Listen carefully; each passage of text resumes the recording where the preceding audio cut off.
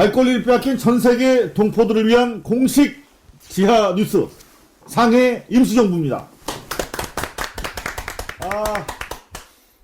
산타크로스 모자가 어울리는 MBC에서 잘린 기자 이상호입니다. 안녕하십니까. 반갑습니다. 그런가 하면 산타크로스 모자가 살짝 작아 보이는 미디어 와치독 감시견 중에서 얼굴이 제일 큰 미디어들의 민동기 국장 오셨습니다. 민동기. 자, 마지막으로 살짝 작아 보이는 많이 작아 보이는. 그렇군요. 미니어처 스타일. 네. 몸싸움 말싸움에 나가다는 뉴 빅트렌드 코리아의 김남훈 대표 모셨습니다. 네, 안녕하십니까. 네, 반갑습니다. 네. 반갑습니다. 어떠세요 오늘 그 산타크로스 모자?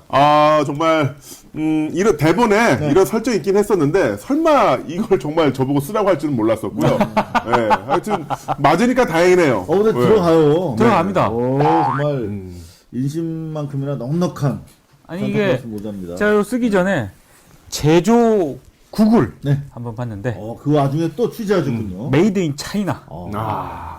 중국 사람들이 머리가 큰가? 요즘 메이드 인 차이나 하면 고가 제품이에요. 그래요? 요즘 뭐 칠레, 뭐 베트남, 더 밑으로 막 페루 이런 쪽으로 가거든요. 사실 확실히 국산이랑은 차이 나요. 이게 이 AD가 이 소품을 준비하면서 모자 제일 큰 사이즈인데 안 맞을까 걱정입니다. 유유 이렇게 모자 위에다 붙여놨어. 근데 맞네요. 네. 자 이거 계속 쓰고 진행을 할까요? 네. 근데 여기 유유라고 읽으신 게 이게 모음으로 유유는 맞습니다만 뭐 흑흑 이렇게 읽으셔야 되는 건데 네, 이제 연령이 있으시다 보니까 유유 아니에요? 아무래도 연령대가 있기 때문에 이모티콘을 네. 이게 또 좀 연령이 좀 높으신 분들은 연령이라고 안 하고 연령이라고 연령대가 좀 있어가지고. 야, 근데 우리 거의 처음이에요. 뭘요? 뭐냐면 소송이랑 몸 아픈 얘기 안 하면서 말씀하는 거. 그 건강 얘기 좀 해야죠. 아니 소송 관련해서 할 얘기 있습니다. 소송과 관련된 네. 신동향 에피소드. 오. 아니 에피소드 제가 민사 소송 기대됩니다. 제기한 거 있지 않습니까? 네네. 뉴데일리, 음. 미디어 와치, 네. 그리고 뉴스파인더. 뉴스파인더. 네. 근데 변호사한테 전화가 왔어요. 뭐라고요? 뉴스파인더 그 주소로 보냈는데 없답니다. 어허. 그래서 혹시 주소를 아냐? 내가 어떻게 아냐? 뉴스파인더 매체 그 하단에 있는 그 주소 있잖아요. 주소 그 주소, 있잖아요. 고발뉴스도 주소 있고 미디어도 주소 있잖아요. 그럼요. 보통 그 글로 주소로 이렇게 귤도 오고 고구마도 오고. 그럽니다. 네네. 글로 보냈는데 반송이 돼 왔답니다. 판송이. 뉴스파인더 어디 계시는 거예요, 대체? 소장을 접수를 못 시키고 있잖아. 뉴스파인더는 이 방송을 보는 즉시 주소를 예, 그 제목이 알려주시기 바랍니다. 제목 의미심장하다. 우리 파인더. 예. 네. 뉴스 파인더. 찾아봐라. 뭐 이런 의미가 또 있었군요. 어디 계시는 겁니까, 대체? 네. 찾고 있습니다. 그런가 하면은 건강 상태는 상당히 양호해지고. 아, 괜찮습니다. 네, 네. 건강 상태도 좋고. 그럼요. 어제 사실 네, 이쪽 뭐 손은 완전히 이제 치료가 된 겁니까? 치유는 안 됐고요. 네. 계속 그 열심히 그러시면 안 되고 안 되고. 그러시면 안 되고 어제 송년회를 했는데 네. 송년회를 해요 요즘에? 미디어오늘이 송년회를 하더라고요. 송년회를 미디어오늘이, 하는데 네. 아시겠지만 요즘 그렇게 과하게 하는 분위기가 아닙니다. 그렇죠. 누가 송년을 합니까? 그렇습니다. 무슨 좋은 일이 있다고. 근데 요즘에 편집국 기자들이 고기를 못 먹었는지 무슨 거지들도 아니고 훨씬 들리듯이 어제 삼겹살을 먹더니 지금 상태들이 오전에 별로 안 좋더라고요. 한우도 아니고 삼겹살. 삼겹살. 근데 처음 알았습니다. 네. 삼겹살이 왜 이렇게 비쌉니까? 많이 비싸졌습니다. 사실 굉장히 비쌉니다. 고발뉴스도 어제 했나요? 송년을 했습니다. 아, 그냥 조촐하게 방어에다가 네. 저녁이나 소주 한잔 하자 네. 이런 분위기였고 겨울 방어 아니겠습니까? 네. 그런데 우리 고발뉴스 고문 변호사시죠? 네. 김성훈 변호사가 합류하면서 네. 육질 밤에라도 좀 씹어야 한다고 저희도 간단하게 좀 구웠습니다. 주로 이제 물고기랑 고기, 돼지 드시는구나. 왜냐면 저희는 이제 뭐 이제 제가 방송하고 있는 과이언맨 네. 지난주 회식을 했는데 전체 1위 기념으로 네. 저희는 한우 투뿔뿔 아니 전체 일이 네, 한번 했습니다. 그래서 한우 투뿔뿔을 먹었습니다. 전체 1위 하면 그 정도 먹어줄만 하지. 근데 제가 돈을 써가지고 아니가 쏠 줄 알았네. 아니, 지난주에 드디어 상해 임시정부가 네. 10위권으로 팟빵에서 네, 팟빵에서 드디어 17일. 팟빵에서 10위권으로 지금 진입을 했어요. 네. 그런가 하면은 저희는 사실 팟빵에 뒤늦게 합류했고 지난 3년 동안 i블로그.com, 네. iblug.com 그 서비스가 또 네, 그쪽을 저희가 메인 서버로 해서 쭉 서비스를 해왔고 국내의 동포들이 한 20만 명 이상이 그 서버를 통해서 그렇죠. 아이블로그를 통해서 저희 상해 임시정부를 시청해 주셨는데 망했답니다. 네, 서비스 접는다고 네. 공지 올라왔더라고요. 23일까지 서버를 백업 받아라 그런 연락이 와서 이거 웃을 일이 아닙니다 사실. 그거 담당자분한테는 머리 진짜 난리 난 일이죠. 정말 그 공영 플랫폼을 유지하기 위해서 대단히 애를 쓰셨다고 하는데 그동안 고생 많이 하셨고요. 저희 지금 빨리 백업 받느라고 지금 밤새서 지금 백업 받고 있는데 23일 이후에는 이제 아이블로그 가셔도 저희가 없습니다. 네. 문 닫혔고 팟빵을 주로 저희가 이용을 해서 서비스를 하려고 아이블로그- 트래픽이 팟빵으로 몰리면 바로 1등 할 것 같은데요. 그럼 이제 난리 나는 거죠. 난리 나죠. 아이블로그 문 닫고 팟빵으로 옮겨오면 와, 아니, 이제 아예- 또 본격적으로 진짜 네. 본 게임 시작이다. 육질 좀 구워보세요. 아니, 제가 네. 그 방송 홍보하려고 지난주에 불금쇼 나갔다 왔거든요. 불금쇼? 불금쇼 요즘 일이잖아요. 불금쇼 뭐 하는 근데 거예요? 불금쇼를 출연했는데 무엇보다도 그 정영전 씨가 그 진행자잖아요. 네. 이분을 그 엘리베이터에서 만났는데 광고주분 두 분이랑 같이 내려오더라고요. 그래서 광고주분들이 대구에서 올라왔어요. 그래서 이제 고기만두 광고를 넣으면서 광고도 넣고 돈도 주고 만두도 갖고 나와가지고 막 얘기를 해. 그러다가 지하 카페 딱 도착했는데 또 다른 광고주가 또 대기하고 있는 거예요. 이번에 또 IT 업체.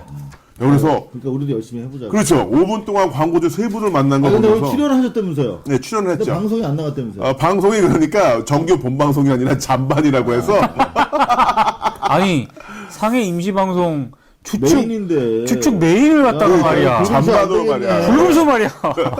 불금쇼 기억하겠어. 근데 자, 이상호 선배도 어디 나가신다면서요? 아니 왜 자꾸 딴 데를 나가? 홍보하려고 홍보. 외판. 홍보. 네. 마케팅. 어디 나가십니까? EJ. EJ 나갑니다. 그래서, 뭐 이런저런, 뭐 저희 다 한 얘기인데요. 네. 뭐 또 EJ도 시청자층이랑 또 안 겹치는 부분이 있어요. 거기 가서 또 좀 재탕 좀 하려고 그러고요. 벨 토크 들어보셨어요? 다이빙 벨 토크라고. 네. 며칠 전에 김어준 씨를 네. 초청해가지고, 민동기 국장이 중재를 하고, 네. 누가 더 입담이 좋은지, 세월호와 관련돼서 할 말 못한 말 다 했습니다, 저희가. 그렇죠. 방송용으로 부적절한 부분이 있어가지고, 한 절반 정도 자르고, 들어보니까 반응이 괜찮으세요. 제가 보니까 3분의 2 정도는 방송용으로 적절치 않은. 할 말 못한 건 다 했습니다. 그래서 일단 조금 소송 문제되는 부분들만 네. 저희가 걸러내고, 그래도 반응이 좋으세요. 그래서 저희가 한번 팟캐스트로 올려볼까 합니다. 올릴 건가요? 기대해 주시기 바랍니다. 자, 아이고, 우리 전 토크가 좀 길었어요. 네네. 네. 일단은 결론적으로 말씀드리면은 산타크로스 모자는 셋 다 맞았다. 그렇죠. 건강상의 문제는 없으나 소송 진행 과정에서 뉴스파인더 소장이 돌아왔다. 이 정도 별로 영향가 없는 얘기로 시작을 해봤습니다. 자, 근데 뭐- 방송 시청자 의견. 산타클로스 얘기가 나와서 잠깐. 네. 네. 다음 주 저희 방송 네. 크리스마스인데. 크리스마스. 네. 크리스마스 거죠. 날 하나요? 하는 거 아닙니까? 뭐 딸이 따로 뭐 할 게 있어요. 이 마살 넘은 아저씨들이 크리스마스 날 뭐 하세요? 뭐 하세요? 안 합니다. 밖에 가서 일이나 돈이라도 벌어야죠. 모여서 방송이나 합시다. 그러니까. 자, 시청자 의견. 다이빙벨 관련해서 또 많은 분들이 여러 경로를 올려주셨는데요. 라지성님을 비롯해서 몇 의견만 소개해 올리도록 하겠습니다. 네. 라지성님. 네. 지방에 사는 직장인입니다. 주변에 상영관이 없어서 다이빙벨 보러 기차 타고 올라가고 있어요. 아하. 많이들 보셨으면 좋겠네요. 이게 아이고. 가게가 없어요, 가게가. 지금 리마, 그 강을 건너지 마삼. 아, 이게 100만 돌파했다는 거예요. 100만을 돌파했습니다. 근데 그래서 극장 상영관이 몇 개인가 봤더니 800개가 넘더라고요. 아우. 800개가 넘는데 100만이야. 다이빙벨 몇 개입니까? 18개거든요. 아. 넉넉 잡아 20개로 쳐도 지금 우리 5만 들었으니까 만약 우리가 800개였다. 5, 4, 20 하면 200만 원 벌써 돌파한 거예요. 그렇죠. 안타깝습니다. 네. 자, 보름달님. 네, 다이빙벨을 보면서 이 눈 내린 추위 속에 굴뚝에 올라가 있는 쌍용차 해고 노동자들 생각에 눈물이 나서 엉엉 울었다. 이 다이빙벨을 보시면서 다른 또 사회적 아픔에 공감하셨다. 이런 글을 올려주셨네요. 네이버 아바이님. 무슨 말을 하든 부끄러울 수밖에 없는 영화. 그래서 아무 말도 못하는 영화. 크레딧이 다 올라가도록 아무도 일어나지 못하는 영화. 그렇습니다. 예. 영화를 보신 분은 아마 이게 무슨 말인지 아실 겁니다. 그렇죠. 네. 네. 사실 이 상해 임시정부 방송 앞머리에 왜 이렇게 다이빙벨 감상평, 관람평을 이렇게 계속 반복적으로 들려드리느냐 반감을 가지신 분들도 적지 않아 계시더라고요. 그런데 사실 타임라인이라든가 팟캐스트에 저희 말고는 다이빙벨 이야기를 통해서 사실 세월호 이야기가 계속 진행이 되고 있거든요. 그래서 저희는 다이빙벨의 상영을 막았던 사람들이 정말 원했던 것이야말로 바로 세월호가 망각에 빨리 네. 접어들도록 하는 것이기 때문에 저희는 절대 포기하지 않겠다는 뜻으로 다이빙벨에 대한 이야기를 계속하려고 합니다. 자, 정윤수님. 네, 정윤수님도 비슷한 취지의 글을 올려주셨는데요. 네. 후배가 나한테 어느 날 이런 이야기를 했다. 형, 근데 세월호는 어떻게 된 거야? 이렇게 묻는다. 정말 타임라인에서 세월호가 사라졌다. 네. 아직 아무것도 규명된 게 없는데도 그 단어가 벌써 새삼스럽다면 저들이 원하는 바로 그 대충 망각 증상이다. 그렇죠. 그래도 영화 다이빙벨은 외롭게 상영 중이다. 이 망각의 토대 위에서 정말 말도 안 되는 그런 인사들이 속속 세월호 진상규명위원회에 여당 측 추천위원으로 결합을 하고 있습니다. 정말 국민들이 망각하지 않고 두렵지 않다면 감히 할 수 없는 짓들을 하고 있죠. 네. 자, 파나가 이철수 씨께서도 감상평을 보내주셨네요. 정말인가요? 네, 한번. 이철수님 맞나요? 오. 자, 요게 직접 왔습니다. 이철수의 파나. 여러분, 제가 읽겠습니다. 네, 이 그림 설명부터 드리면 네. 이게 세월호가 이렇게 하늘에 떠 있고 종 모양의 다이빙벨이 네. 이렇게 그려져 있어요. 너무 예쁜 그림 자체로는 참 예쁜데 내용도 한번 읽어봐 주시겠습니까? 네. 징글벨이 어울릴 법한 12월입니다. 이제야 세월호 참사 중에 등장한 다이빙벨의 진실을 다룬 영화를 보았습니다. 기회 되시면 한번 보십시오. 다이빙벨은 진실과 진정성이 홀대받고 협잡과 야합이 득세하는 현실을 압축적으로 보여줍니다. 그래서 가슴 아픈 영화이기도 하지요. 딛고선 발밑이 꺼지는 듯한 현실처럼. 이철수 파나가님이 연중 제일 바쁜 시기라고 그러세요. 그렇죠. 내년 달력도 찍어내셔야 그렇죠. 되고 연합장 같은 거 이제 많이 네. 이제 주문이 밀려 있으실 텐데 그럼에도 불구하고 영화를 보시고 꼭 뭔가 다이빙벨과 세월호를 위해서 그림을 그려서 보내주고 싶다고 하셔서 이렇게 그림도 주시고 트위터에 올려주셨습니다. 다시 한번 시대의 아픔과 눈물을 켜켜이 파나에 조각하고 계신 우리 시대 조각가 파나가 이철수 선생님께 감사 인사 드립니다. 감사합니다. 자, 계속해서 저희가 상위 임시정부 방송에 대한 모니터 의견도 저희가 소중히 여기죠. 네, 야훈님 의견입니다. 네, 뒤늦게 박근혜, 최순실 한복 게이트 특종 방송 봤습니다. 이때까지 본 회차 중 제일 최고라고 생각합니다. 뉴스를 아무리 봐도 두루뭉실하게 넘어가서 대충 사건만 알고 핵심은 몰랐는데 이번 계기로 알게 되었습니다. 취재하신다고 고생 정말 많으셨습니다. 네, 감사합니다. 이제 지금부터입니다. 사실은 정부와 권력은 항상 여론이 잦아들지. 그렇죠. 네. 때까지 기다렸다가 보통 공격을 해오기 때문에 두려운 가운데 우리는 또 국민 여러분들과 함께 하도록 하겠습니다. 그리고 큐센님. 이 기자님, 땅콩 리턴 사건에서 완충지대 이야기하셨죠? 지난 12회 때 말씀드렸죠. 그렇습니다. 제 의견은 위계질서 때문인 것 같다는 생각이 들어요. 이 완충지대는 곧 어른인데 요즘은 그게 위계라는 사회적 틀에 밀리는 거죠. 또 군대 갔다 온 남자들이 사회 지배 계층에 여자보다 많기 때문에 사회 또한 군대식으로 굴러가는 거라고 생각되고 그에 맞춰 커리우먼들도 적응하고 따라가는 거고요. 우리 사회 구조가 그렇게 만든 거고 대한민국 현실인 거죠. 군대부터 바뀌면 다른 것도 바뀌어 나갈 거라는 생각이 들어요. 네, 이게 사실 이번에 지난 땅콩 리턴 사건 당시에 그 재벌 2세, 3세가 비행기에 대해서 폐악질을 벌이고 있음에도 불구하고 승객이나 기장이나 누가 아무도 막아서지 못했던 그렇죠. 그 현실, 완충지대가 없는 우리 현실의 문제점을 제기했는데요. 이게 군사 문화, 군대 문화 때문이 아닌가 이런 또 지적을 해주셨습니다. 감사드리고요. 네. 사실은 예전 같으면 군사 문화를 예찬하는 방송이 언론이나 방송에 나올 수가 없었어요. 그런데 그렇습니다. 진짜 사나이 같은 프로그램이 사실 이런저런 감동을 주기도 했지만 군사 문화를 조장하고 나아가서 군대에 척결돼야 될 부분들을 미화하는 부분들이 많았기 때문에 상당히 걱정스러웠는데 아무도 문제 제기를 하지 않는 그런 이상한 그렇죠. 사회로 변질되어 가고 있다 하는 그런 우려도 저희가 표명한 바가 있습니다. 자, 어머님. 네, 그렇습니다. 아무래도 저희가 지난 방송 때 회차에서 순위가 올라간 것은 이런 또 개그 코드가 있었기 때문이라는 생각이 드는데요. 자, 어머님께서는 이 기자님 고발 연기, 고발 개그, 민 국장님의 낭낭한 목소리와 정확한 발음, 김 대표님의 덩치와 안 어울리는 순수함, 세 남자 사랑합니다. 상해 임시정부 파이팅 해주셨네요. 제가 연기했나요, 지금? 그거 있잖아요. 걸면 걸려. 아니 이렇게까지 했는데 또 걸려요? 그러면 걸려. 근데 사실 그렇습니다. 이게 저희 조선 안 걸리고 싶죠. 제 꿈에 조선 걸리는 꿈을 꿨어요. 제가 오늘. 사실 제가 뭐 취재하고 있는 게 하나 있는데,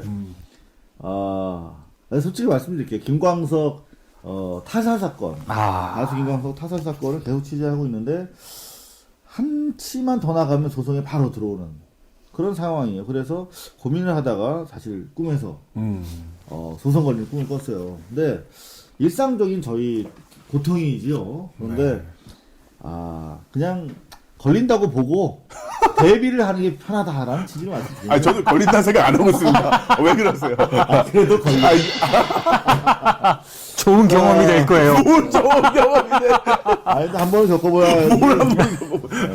알겠습니다. 언론인이 됩니다. 자, 금요일 뭐 이게 길어 이게. 금요일 기다려지는 이상호의 상해 임시정부님이 남겨주신 글.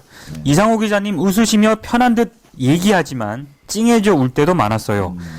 상해 임시정부, 나라를 잃고 상해 임시정부 수립했던 아픈 역사, 언론인이 지하 같은 등불 아래서 우리에게 던져주는 메시지, 웃지만 슬퍼집니다. 감사합니다. 우프다는 우리 시대적인 정한 사실 우리가 같이 하고 나누고 있죠. 네. 자, 다라케님. 고소 이야기를 웃음으로 승화시키는 그 경지. 그래도 걸려.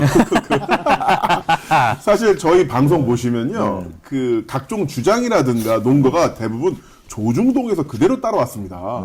그거를 말씀드리는데도 이제 걸린다는 거죠. 예. 그걸 인용을 해도. 걸립니다. 네. 네. 알겠습니다. 자, 진실의 힘님 마지막으로 심각한 이야기가 이토록 재미있다니 더 추워지기 전에 뜨끈한 후원해 보겠습니다.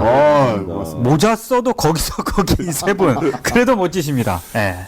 자, 이 사실은 저희가 실제로는 머리가 안 큽니다. 네, 크지 않고요. 이렇게 보이는데 그냥 저희가 즐거움을 드리기 위해서 그렇게 자학적인 개그를 하는 것이죠. 보시면 깜짝 놀라실 겁니다. 저는 그렇게 생각하지 않습니다. 크십니다. 실제로 보시면 많이들 놀라시는데요.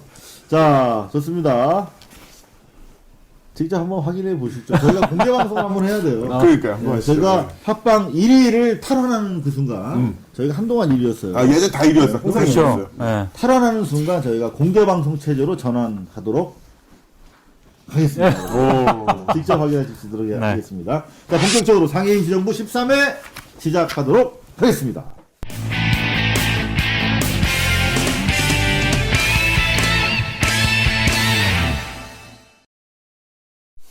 자, 발루스위크로 문을 열 텐데요. 알 권리를 빼앗긴 전 세계 동포들께서 이 뉴스만은 꼭 좀 봐주십사 하는 저희 고발뉴스 보도 중에 최고 조회수를 기록했거나 SNS에서 반응이 좋았던 것들 위주로 엮어보겠습니다. 먼저 조회수가 높은 기사, 우리 미녀 기자죠. 고발뉴스의 나혜윤 기자가 작성한 기사인데요. 사실인가요? 뭐가요? 미녀 기자 사실인가요? 어제 넘어가도록 하겠습니다. 어제 보니까 술도 잘 마시는 자, 조연아 이틀째 사과 허탕 네티즌 그만 괴롭혀요 하는 기사였는데요. 자, 그래도 저희가 서부지검 출두 장면 가볍게 한번 스케치를 해왔는데요. 네. 보시고 이야기 본격적으로 한번 까발려 보겠습니다.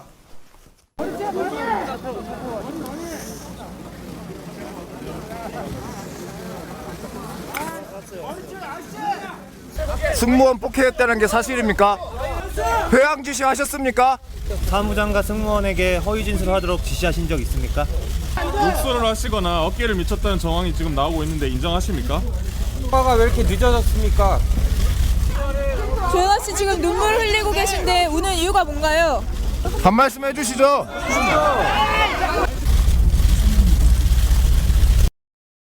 네. 저 장면이 지금 거의 모든 언론에 실시간으로 계속 쏟아져 나오고 있는데요. 저 그림 보실 때마다 어떤 생각이 드세요? 그 옷이 안 맞아요. 네? 옷 사이즈가 안 맞아요. 원래 입던 옷이 아니에요, 지금. 그러니까 저분이 원래 여성 잡지 같은 데서 화려한 의상으로 그 커버 모델은 아니고 왜 그 가장 앞에 이제 나온 인터뷰 있잖아요. 이러고서 사진 찍는 거.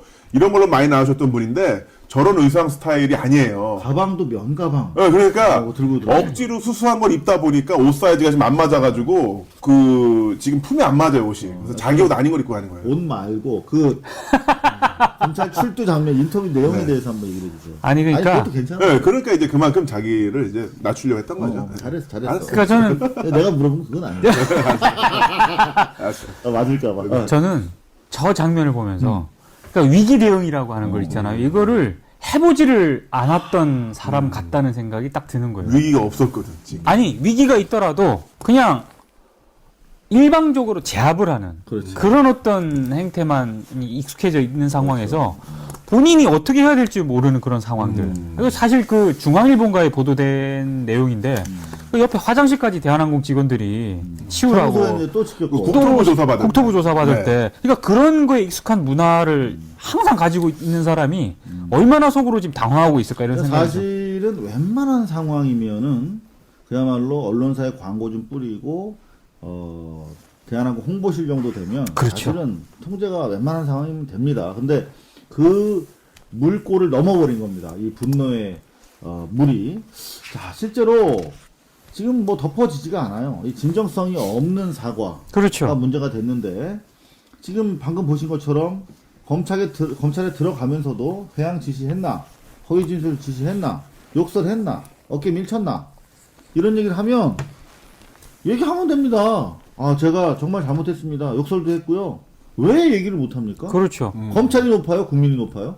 그러니까 국민들한테 사과를 해야 됩니다. 그렇죠, 그렇죠. 명시적으로. 그런데 어제 전체 일간지에 일면에 깔린 대한항공 사과문 제가 그래서 카피를 해왔습니다. 가져왔어요? 야, 아니 하도 어이가 없어가지고. 발뉴스 옥성뉴스 아닌데도 좀 아닌데도 제가 하도 어이가 보시면 없어가지고.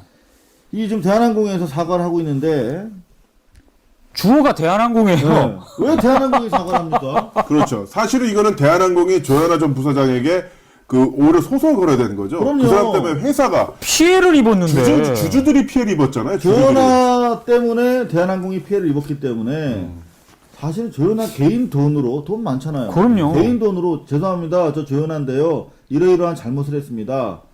제가 정말 이런 일 없도록 하겠습니다라고 조현아 개인 명의로 사과를 해야죠. 그리고 그렇게 사과를 하면서 대한항공 직원들한테도 미안하다고 조현아 사무장. 씨가 해야 됩니다. 그렇죠. 그런데 이런 식으로 이게 거의 1,000만 원 가까운 사실 비용을 지불해야 되거든요. 한 언론사당. 30개 이상 네. 뿌렸거든요. 네. 그러면 한 20억 썼다는 얘기예요. 그렇죠. 요거 아마 소액 주주들이 제소하면 분명히 걸릴 겁니다. 배임으로. 전혀 자, 문장 의미도 있죠. 모양도 좀 그래요. 네, 아니, 읽어보지도 않았어요. 그래, 혓바닥 내밀고 모양이지. 이렇게. 혓바닥 내밀고 있잖아요. 걸려요. 됐어, 이렇게 그려줄까? 자, 자, 또 이걸 여기서 그걸 또 생각하시네. 상당히 어떤 그 이미지 그러니까. 쪽의 상상. 아. 자, 그런데 저는 그런 생각이 들더라고요. 청와대 정윤회 십상시와 최순실 게이트 따지고 보면 그거는 박근혜 개인사의 문제입니다.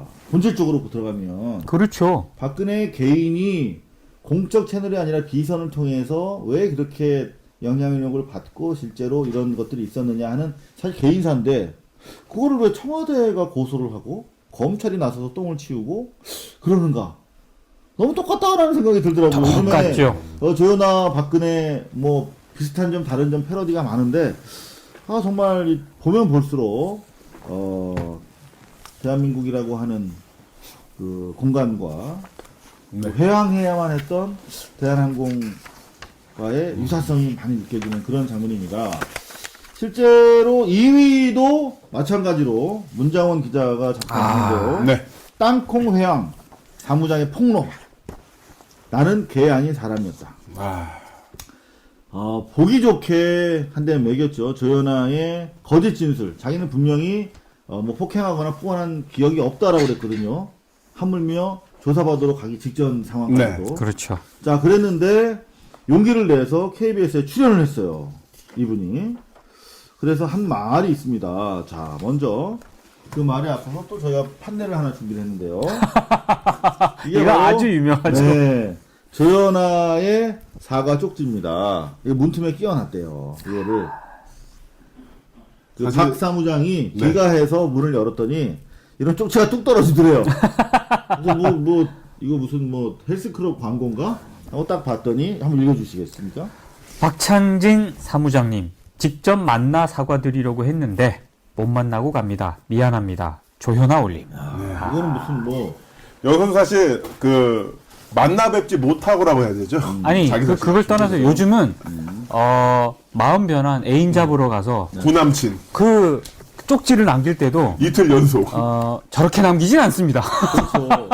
지금 보면 어마어마한 그 트위터나 인터넷에 댓글 게시물들이 올라오고 있습니다. 이거는 도저히 4대 1가지 정도야 돈으로 막을 수 있을 수 있다 쳐도 이거 못 막는 얘기들이죠. 사람이 사과하러 갈 때 미리 전화해서 집에 있는지 없는지 확인하고 가야 하지 않는가. 이런 것도 그렇고요. 진중권 교수 폭언하고 폭행하고 거짓 진술까지 강요하다가 이제는 사과 받아달라고 약속도 없이 직원의 사적 공간까지 침해하며 스토킹. 이거 스토킹이죠. 스토킹이죠. 네. 접근금지 가처분 신청이라도 해야 할 듯. 자, 그런가 하면 또 어떤 네티즌은 가해자가 이틀 연속으로 피해자를 찾아가다니 이 무슨 공포스러운 상황인가.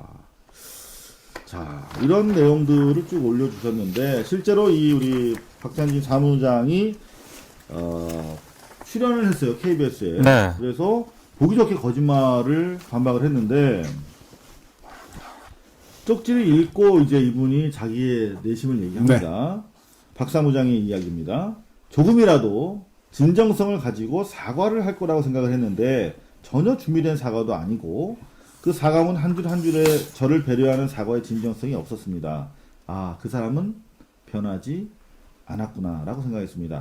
많은 고통과 보이지 않는 장벽이 있을 거라는 걸 저도 예상은 하지만 제 자신에게 부끄럽지 않게 저의 자존감을 찾기 위해서 스스로 대한항공을 관두는 일은 하지 않겠다고 다짐했습니다. 이분이 얼마나 스트레스를 받았겠습니까? 아, 그렇죠. 사주가 거짓 진술을 강요했다라고 하는 내용도 폭로했고 자기가 폭언과 구타를 당했다라는 얘기까지도 양심 고백을 했습니다. 이제 이분한테 사실 전 그런 생각을 했습니다. 어마어마한 지금은 언론과 언론이 있으니까. 여론이 지켜주니까 네. 함부로 해코지 못하겠지만 어마어마한 압력과 압박이 들어올 겁니다. 사실은 이분이 대한항공 직원 자격으로 TV에 출연했지 않습니까? 이거 다 사기 저촉이 되는. 그렇죠. 그러네요. 네. 네. 원래 나중에 사기 저촉이에요. 예. 네. 제가 옛날에 MBC 잘리기 전에 네. TVN의 백지연 인터뷰에 나갔습니다. 네. 그때도 해고해야 된다. 라고 여론이 높았지만 그때는 못했어요. 근데 이분 같은 경우 사실 여론이 지속적으로 지켜줘야 되고 저는 그런 생각도 들었습니다. 이 민변이나 공적인 프라보노 변호사님들이 좀 주변에서 좀 대응팀도 하고 조직을 하고 좀 지켜줘야 되지 않을까 그런 생각을 했습니다. 네. 자, 그런가 하면은 트위터에 알티 많은 기사로 뽑혔습니다. 강주희 기자 기사인데요. 대한항공 태극마크 떼고 명칭 바꿔라 하는 온라인 그렇죠. 청원이 보물 터진 듯이 지금 서명이 늘어나고 있다고 합니다. 조금 전에 들어오면서 봤더니 2,000명에 육박했는데요. 일단 10,000명 목표로 서명이 진행 중인데, 아니 좋은 것 같아요. 네, 한진항공 네, 그래서 좋잖아. 괜찮네. 응. 네. 한진. 한진. 근데 왜 대한항공이라고 그랬지? 그 원래 국영이었던 거를 이제 박정희 정권 때 받으면서 그 이름 그대로 썼던 거죠. 근데 해외에서는 여전히 국영 에어라인인 줄 알아요. 그 코리안으로 그렇죠. 들어있고 태극기도 네. 들어가 있어요. 코리안 에어니까. 한국 국영 항공인데 이렇게 개차반이야? 이렇게 되는 거죠. 그러니까 이게 국가 망신이니까 한진항공으로 바꿔달라 하는 그런 청원인데 그 지인에어도 한진에서 진짜 따와서 한 거잖아요. 그러니까요. 진에어 하던가. 그러니까 한진 뭐 이기네어 하던가. 오! 그러니까. 네. 진에어가 좀 세련돼 보이는데? 그러니까 진에어. 아주 진해요. 어떻게 이게 회식 자리 분위기죠? 그렇죠. 어제 회식 자리 여운이 아는 상황입니다. 자, 그런데 실제로 정부에서 검토를 일각에서 하고 있다는 얘기도 들려요. 네. 대한항공에서 태극기 빼고 대안을 네. 회수하는 거. 제가 봤을 때 그냥 제스처입니까? 압박문인 것 같습니다. 압박. 예. 모든 걸 다 코멘트 하십니다. 대한민국의 여론을 주도하고 있기 때문에. 자, 그런가 하면 페이스북에 좋아요 많은 기사인데요. 미 하천 전문가가 이런 얘기를 했답니다. 4대강에 댐과 보를 제거하면 스스로 복원될 것이다. 이런 얘기를 하셨고요. 그래서 제가 기사를 찾아봤습니다. 미국 버클리대 교수세요. 버클리. 제가 잠시 교편을 잡았고 네. 동료 교수인데 외웠는데 아니 재밌었어요. 묻어가기 전략. 아니 아까 백업 하던 바로 기억나서. 백업 아니야? 괜찮습니다. 이상한데. 콘돌프야 또 이름이. 콘돌프. 마티어스 콘돌프 이 친구가 이제 동료니까. 친하신가 봐요. 아니 그때는 이제 저랑은 이제 뭐 소주 한잔 한 적은 없는데. 마티어스 콘돌프 이 친구가 한 얘기예요. 댐과 보가 그대로 유지가 된다면 4대간 유역 복원 작업 이거 제약적일 수밖에 없습니다. 댐과 보를 빨리 제거할수록 좋습니다. 댐과 보 제거한다면 4대강이 스스로 고맙게도 네. 복원될 수 있다. 이런 발표를 했습니다. 사실 이게 미국 버클리대 콘돌프 교수 이 얘기와 탁 맞물려가지고 환경부에서 네. 입장을 내놨어요. 그래요? 네, 콘돌프 교수한테 한 얘기는 아닌데 네. 지난 여름에 문제가 됐던 그 큰빛 이끼벌레 알잖아요. 네. 아주 징그럽게 생겼죠. 네. 갑자기 큰빛 이끼벌레. 잠깐만 지난주 불금쇼에서는 잠반 소리 듣고 여기서 큰데 있기만 해. 이게 저 링쳐. 그래도 링에서 사람 때려야지. 그래도 걸려. 그래도 걸려. 근데 이게 옷을 이렇게 보니까 네. 이끼벌레 같은 얼굴 때문에 한 얘기는 아니에요. 그런데 환경부에서 그랬답니다. 큰빛 이끼벌레는 댐과 보 가로 닫고 때문에 느려진 유속 때문이다. 그러니까 4대강 공사로 인해서 느려진 유속 때문에 큰빛 이끼벌레가 창궐하게 됐다라고 인정을 처음으로 했답니다. 네. 여태까지 무관하다고 했는데. 네, 네. 그러니까 결국 이 콘돌프 이 친구의 말에 따르면 댐과 보를 제거하면 큰빛 이끼벌레도 없어진다는 얘기예요. 그렇죠. 큰빛 이끼벌레가 사라진다고 합니다. 사라지고 사라질게요. 네, 사라지고 다시 생태계가 복원될 수 있다고 합니다. 근데 한마디 딱 또 환경부에서 덧붙였어요. 뭐라고 이 있습니까? 와중에. 네. 그런데 여하튼 큰빛 이끼벌레가 댐과 보 때문에 생기긴 했는데 유속이 느려져서 독성은 별로 없는 것 같다. 아이고, 이런 뭐 얘기를. 저기 환경부 주장이죠, 뭐 그거. 집에서 키우시던가. 자기 집에서. 환경부 정원에다 이걸 좀 깔아주고. 그러니까. 자, 그런 거 하면은, 이거 진짜 많은 분들이 그쵸. 우려의 좋아요 기사겠죠. 온라인에 그 황산 테러를 범했던 고등학생에게 우익 단체들이 모금 운동을 벌이고 있다. 그렇습니다. 테러 조장 아니냐 이런 기사였는데요. 이 기사 정말 보면서도 저도 심각하다고 생각을 했는데 신은미 황선 씨의 토크 콘서트 장에 인화물질이 든 냄비 사실상 폭탄을 던진 거예요. 그렇죠. 네. 그래서 실제로 2명이 크게 화상을 입어서 뭐 사진 보셨겠습니다만은 큰 피해를 입고 200명이 대피하는 소동을 빚었습니다. 그런가 하면 이 토크 콘서트 자체가 방해를 받았고 나아가서 청와대에 의해서 이거 뭐 왜곡되고 문제가 있는 마치 그런 행사로 박근혜 대통령 그렇죠. 그 와중에 또 이런 것도 간섭까지 해요. 네. 지금 아니, 자기 코가 석자인데. 그렇게 네. 큰 이슈들이 많은데 네네. 톡 요거를 찝어가지고 또 한 말씀 하시대. 그러니까 자기 위기 상황에서 자꾸 이런 식으로 희생양을 만들려고 하는 의도성이 보이니까. 그렇습니다. 근데 본인께서도 예전에 테러 당하셨었잖아요. 그럼요. 그렇죠. 네, 자기도 카타칼로. 당했고. 근데 테러에 대해서 당연히 거기서 한마디 하셔야지. 참. 근데 테러에 대해서 한마디도 안 하고. 근데 열일지에 이 신은미 씨인가요? 이분 지금 밖으로도 못 나가고. 그렇죠. 교포인데. 미국 조사를 받고 시민권자인데. 있습니다. 아니 근데 열사라고까지 칭하는 거는 좀 네. 진짜 너무 정도가 지나친 것 같습니다. 그 열사는 돌아가신 분한테 이야기하는 건데. 그 더구나 그러게 말입니다. 이분이 이 학생이 일간 베스트 일베 회원이라는 거 아니겠습니까? 그렇죠. 그러면 만약에 이게 역으로 우익 그 집단이 이런 토크 콘서트를 벌이는데 거기서 나라를 좀먹는 우익 세력, 백색 테러 집단이라고 규정하면서 거기다 만약에 소뚜껑 폭탄을 던졌다. 그리고 알고 보니까 그 친구가 이를테면 오늘의 유머 오유 소속이고 자기가 이런 이야기를 평상시 나눴어.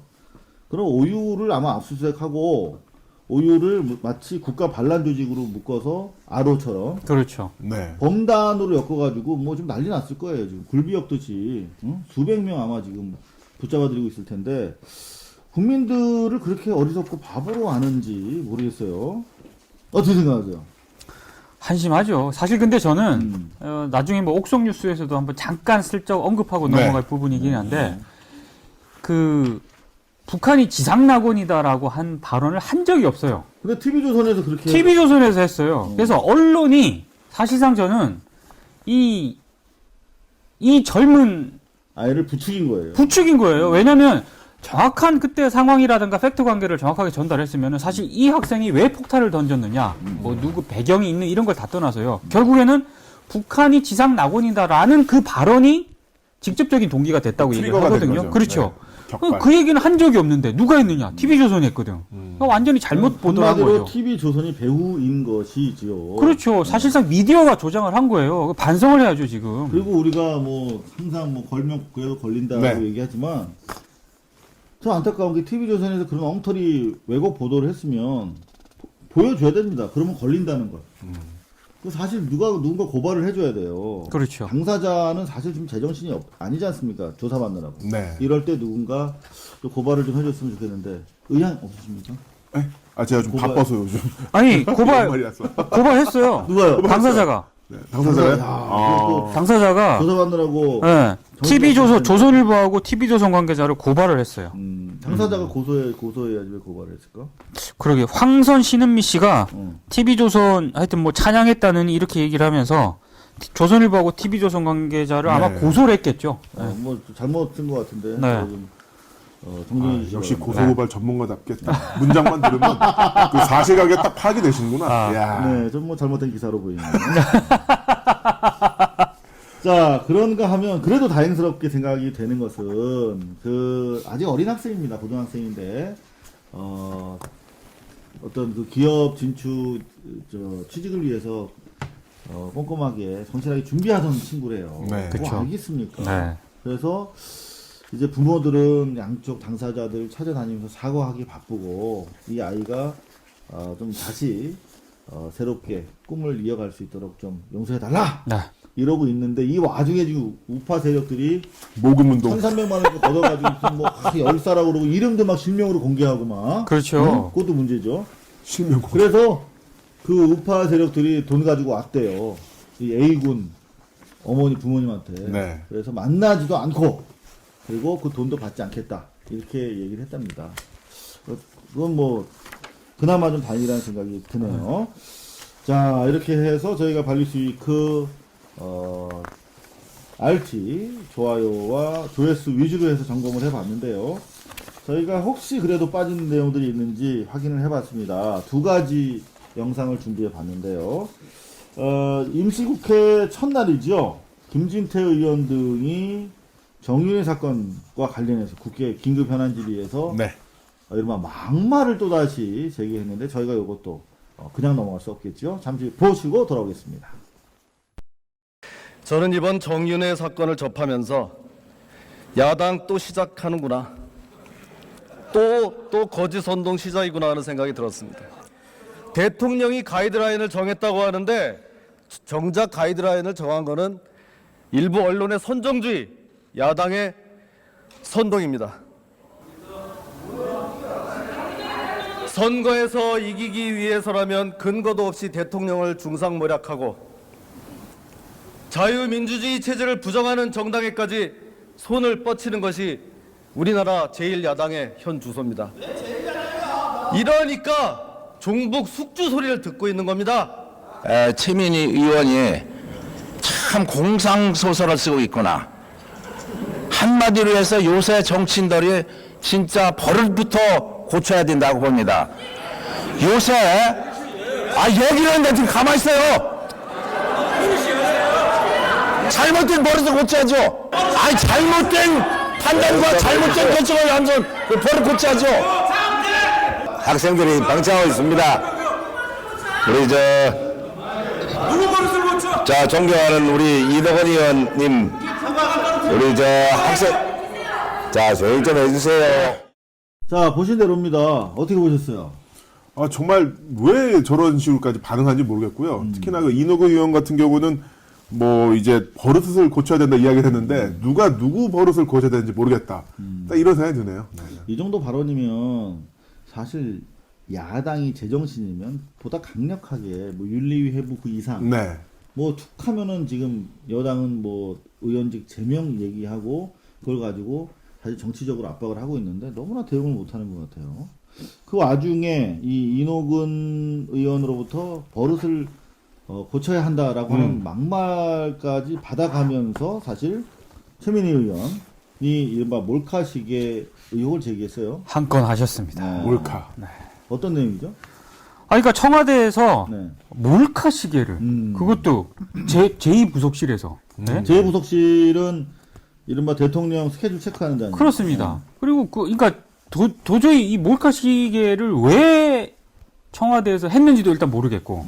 근데 나중에 해명하기로는 연설기록 비서관실에서 업무상 필요했다고 그렇습니다. 하는데 이 연설기록 비서관실은 그 녹음기 보이스 레코더가 보이스 레코더를 많이 샀더라고요. 열 다섯 대 있어요. 아니 그리고 어떤 보도를 보니까 또 민경욱 청와대 대변인이 이렇게 사람들 대통령 만나잖아요. 네. 그 만나는 사람들을 일일이 보이스만 가지고 체크를 못 하기 때문에 그래서 영상 화면도 필요했다라는 식의 그래서 이걸 정당화 시키던데 그 말이 안 되는 게요.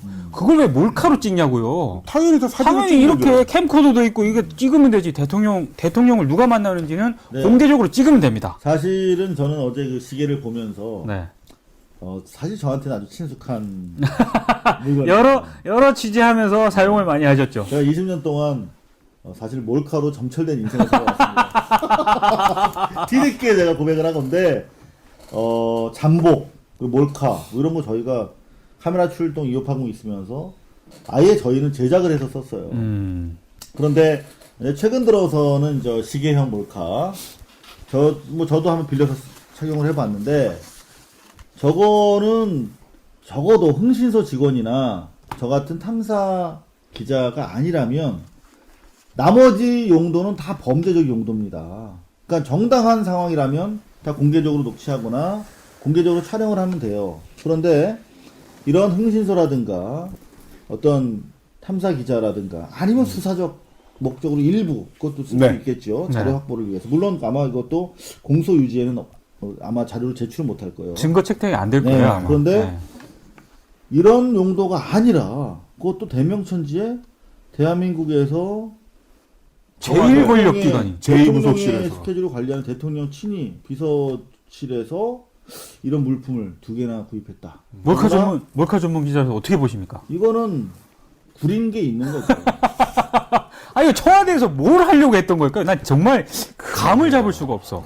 저는 그렇게 놓고 싶어요. 2014년의 상징적인 물건 청와대와 관련해서 이 몰카 시계 저 하나로 다 설명이 됩니다. 정윤회 게이트로부터 시작해서 최순실 모든 게 설명이 됩니다. 떳떳하지 못하고 구린 청와대 구중심처의 현실을 그대로 드러낸 물건이 아닌가 그렇게 생각을 해봅니다.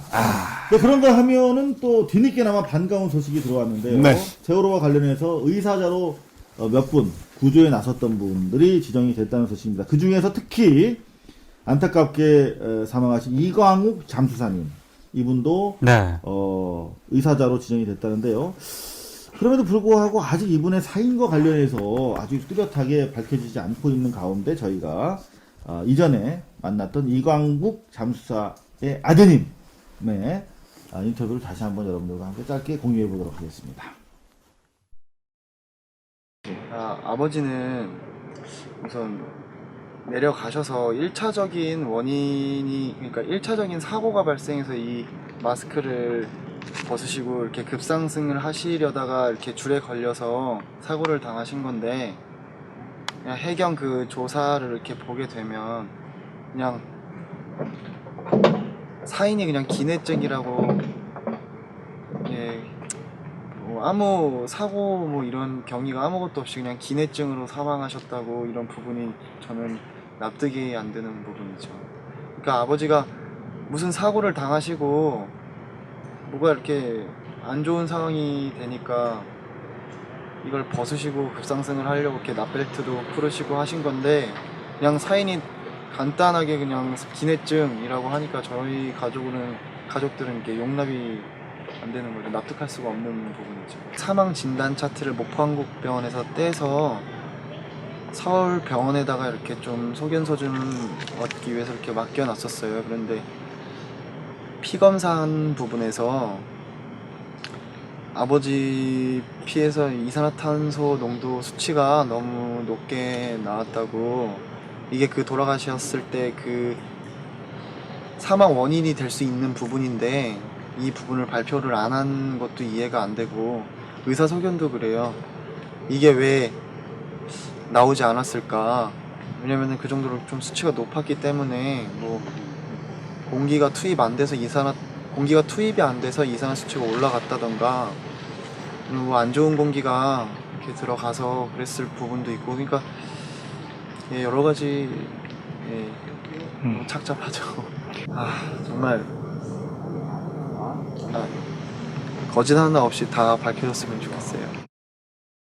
자, 아드님이 참 대단하세요. 네. 아버님의 죽음의 진실을 밝히기 위해서, 그리고 의사자 지정을 위해서 동분서주하면서 그나마 저희가 만난 언론은 저희가 거의 유일할 정도로 언론들의 관심도 받지 못했는데 뒤늦게나마 아주 일부라도 이렇게 밝혀져서 다행입니다. 네. 하지만 조금 전에 보신 것처럼 분명히 이산화탄소의 농도가 높게 나왔단 말이에요. 그렇죠. 그럼 뭔가 주입받은 공기가 잠수 중에 잘못된 공기를 호흡했을 가능성도 배제할 수 없는데, 그 부분에 대해서 조사가 이루어지지 않고 있어서 이것도 사실상 문제다. 향후에 진상조사위원회에서 이 부분도 같이 좀 조사해야 되지 않을까, 그런 생각이 드네요. 그러니까 상식적인 수준에서 생각을 해봐도 30년 경력의 베테랑 잠수사인데 네.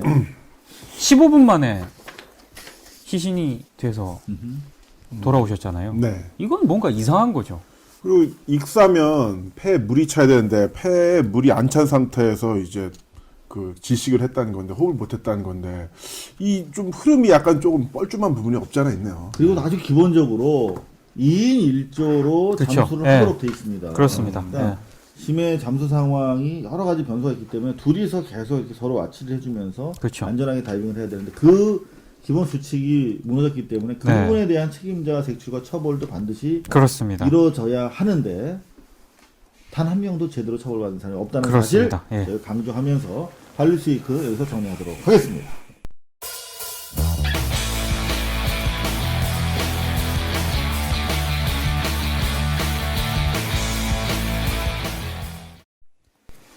자, 상해 임시정부의 안고가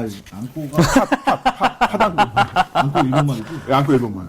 상해 임시정부의 팥입니다. 조금 굵은 팥입니다. 팥이죠. 네. 민동기의 옥성 뉴스 시작하겠습니다. 네. 기대됩니다요. 이번에는 네. 옥석 뉴스가 참 많습니다. 옥도 있고, 석도 많고요. 있고. 예. 네. 좋습니다. 많기 때문에 네.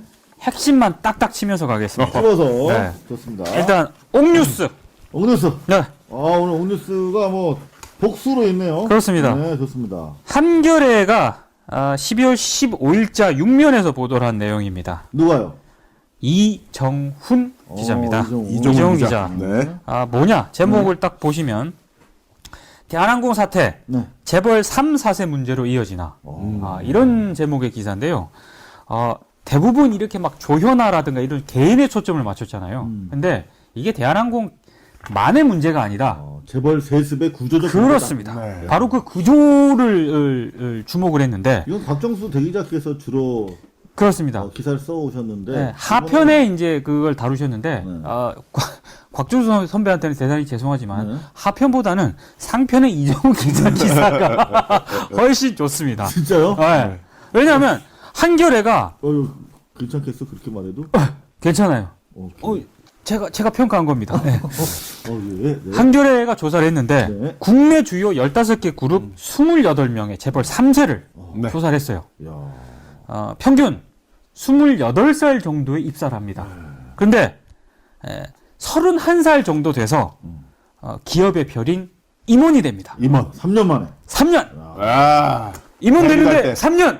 나는 3년! 난 3년 동안 경찰 기사였는데 28살에 들어와서 근데 실제로 그때 동아일보인가 조선일보인가 우리 입사할 때 같이 들어왔어요.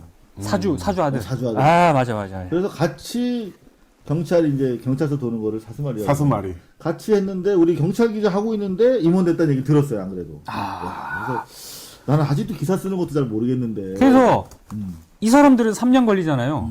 한국경영자총협회가 조사를 해봤어. 네. 219개 기업을 대상으로. 어.